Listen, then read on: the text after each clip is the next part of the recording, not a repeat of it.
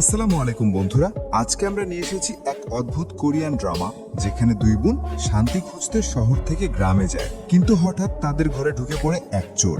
আর এরপর শুরু হয় এক অদ্ভুত খেলা। কে কার সাথে খেলছে আর আসল রহস্যটা কি তা জানতে হলে ভিডিওটি শেষ পর্যন্ত দেখুন। তাহলে চলুন শুরু করি রহস্য আর টুইস্টে ভরা মুভির গল্প আয়োড নেদার কিলিউ।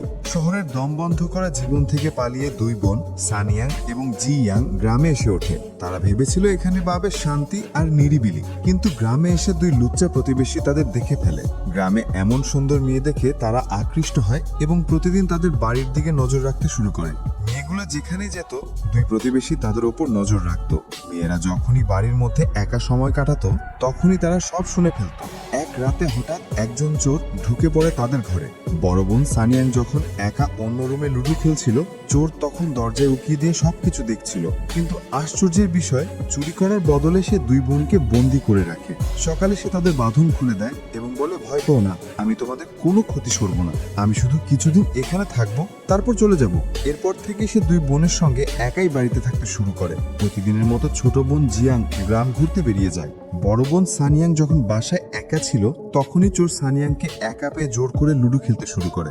সানিয়াং খেলতে না চাইলেও সে জোর করে খেলতে থাকে।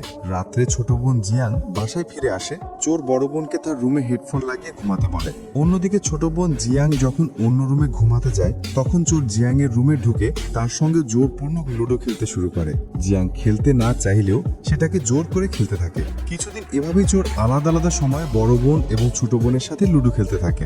ধীরে ধীরে দুই বোনের বন্দি থাকার ভয়ও কমতে থাকে, কারণ চোর যেন শত্রু নয় বরং এক অদ্ভুত অতিথি। তারা তার সঙ্গে লুডো খেলা উপভোগ করছিল, কিন্তু দুই বোনই জানতো না যে তারা দুইজন আলাদা আলাদা পড়ে একই চোরের সঙ্গে লুডো খেলছে।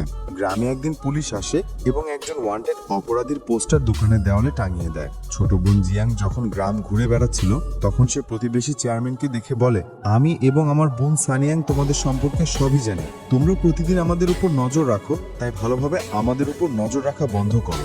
এরকম ঠান্ডা মাথায় হুমকি দিয়ে জিয়াং সেখান থেকে চলে যায়। প্রতিবেশী চেয়ারম্যান তার ছোট ভাইকে জানায় যে সানিয়াং এবং জিয়াং তাদের বিষয়ে সবকিছু জেনে পেয়েছে।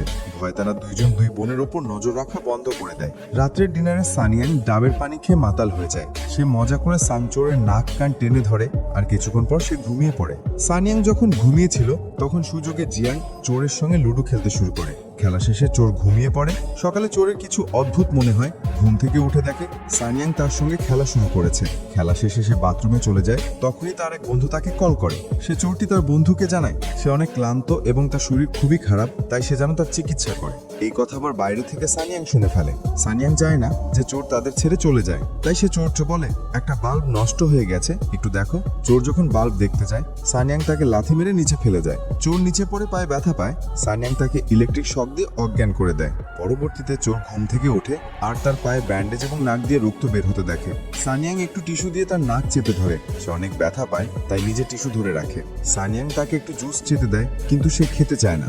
সানিয়াং তাকে মেরে জোর করে খাইয়ে দেয়। এরপর দুই লুচ্চার প্রতিবেশী অপরাধের পোস্টার দেখে। এ সময় জিয়াং কিছু জিনিস নিয়ে সেখান দিয়ে যাচ্ছিল।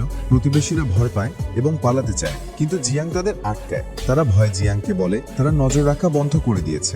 জিয়াং এর হাতে কিছু ওষুধ দেখে তারা জিজ্ঞেস করে, এগুলো কিসের জন্য? সে কি অসুস্থ?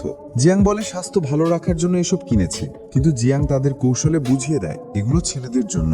এরপর জিয়াং সেখান থেকে চলে যায়। বিষয়টা প্রতিবেশী ছোট ভাইয়ের একটু খটকা লাগে, তাই সে তার বাড়িতে নজর রাখতে শুরু করে। যখন জিয়াং বাসায় ফিরে আসে চোর সোফার পেছনে লুকিয়ে পড়ে। জিয়াং তাকে দেখে ফেলে আর জিজ্ঞেস করে, তুমি এখানে কেন লুকাচ্ছ? চোর দুই বোনকে দেখে নিজেকে অসহায় মনে করে। পাক সাংজুল এখন দুই বোনকে ভয় পেতে শুরু করে।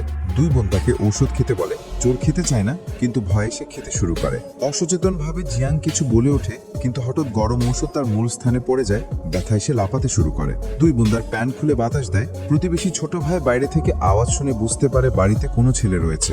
দুই বোনের আওয়াজ শুনে এসে পালিয়ে যায়। পার্ক সাঞ্চল গোসল করতে গিয়ে আয়নায় নিজেকে দেখে প্রশ্ন করে সেখানে মজা করতে এসেছিল, কিন্তু দুই বোনই এখন মজা করছে।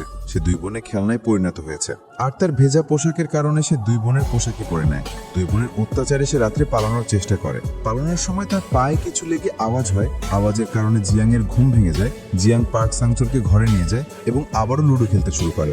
পার্ক সাংচলের তো অবস্থাই খারাপ। কিছুক্ষণ পর সে বাইরে এসে সোফায় ঘুমাতে যায়। তখনই সেখানে সানিয়াং চলে আসে আর প্রোটেকশন নিয়ে তার সঙ্গে লুডো খেলতে শুরু করে। একের পর এক প্রোটেকশন লাগিয়ে লুডো খেলতে থাকে। তার তো অবস্থাই খারাপ, সে নড়াচড়াও করতে পারছিল না। আর এইদিকে সানিয়ান তার সঙ্গে খেলেই যাচ্ছিল। সকালে ছোট বোন জিয়াং সোফার নিচে প্রোটেকশন পরে থাকতে দেখে। সে পার্ক সাংচলকে ইলেকট্রিক শক দিয়ে অজ্ঞান করে ফেলে। সে তার বড় বোন সানিয়াংকে সেই প্রোটেকশনগুলো দেখে। সানিয়াং সেগুলো নিয়ে নেয় এবং বলে এগুলো তার। এরপর জিয়াং বুঝতে পারে সে একা নয়, তার বড় বোনও পার্ক সাংচলের সঙ্গে লুডো খেলছিল।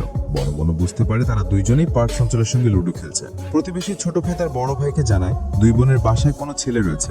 দুই বোন যখন বাইরে যায় তারা আবারও তাদের বাসায় নজর রাখে এবং উকিমের একটি ছেলেকে দেখতে পায়। তারা বুঝতে পারে এটা সে অপরাধী যার পোস্টার দোকানের দেওয়ালে টাঙিয়ে দেওয়া ছিল।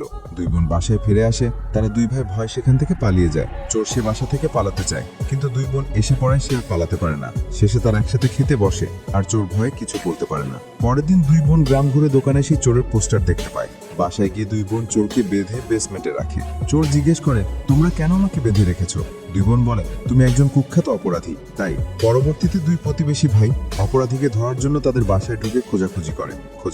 চোরকে কোথাও খুঁজে পায় না, কিন্তু দুই বোনের রুমে তাদের লুডো খেলা জিনিসপত্র খুঁজে পায়। দুই বোন রেগে যায়। তারা দুই প্রতিবেশীকে ইলেকট্রিক শক দিয়ে অজ্ঞান করে বাইরে নিয়ে যায়। পরে দুই বোন পুলিশকে খবর দেয়। পুলিশ এসে জিজ্ঞেস করে এটা সেই অপরাধী যাকে আমরা খুঁজছিলাম, কিন্তু কেন তারা চেয়ারম্যান এবং তার ভাইকে বেঁধে রেখেছে? দুই বোন বলে এরা আমাদের উপর নজর রাখতো এবং আজকে জোর করে বাসায় ঢুকেছে, এই কারণে তাদেরকে বেঁধে রেখেছে। চেয়ারম্যানের বউ এসে তাকে অ্যারোপ্যাথারি মারতে থাকে।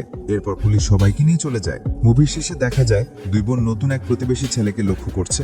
অর্থাৎ খেলা এখানে শেষ নয়, নতুন টুইস্টের ইঙ্গিত দিয়ে গল্প এখানে শেষ হয়। তো বন্ধুরা, কেমন লাগলো টুইস্টে ভরা এই অদ্ভুত কোরিয়ান মুভির গল্প? কমেন্টে আপনার মতামত জানাতে ভুলবেন না।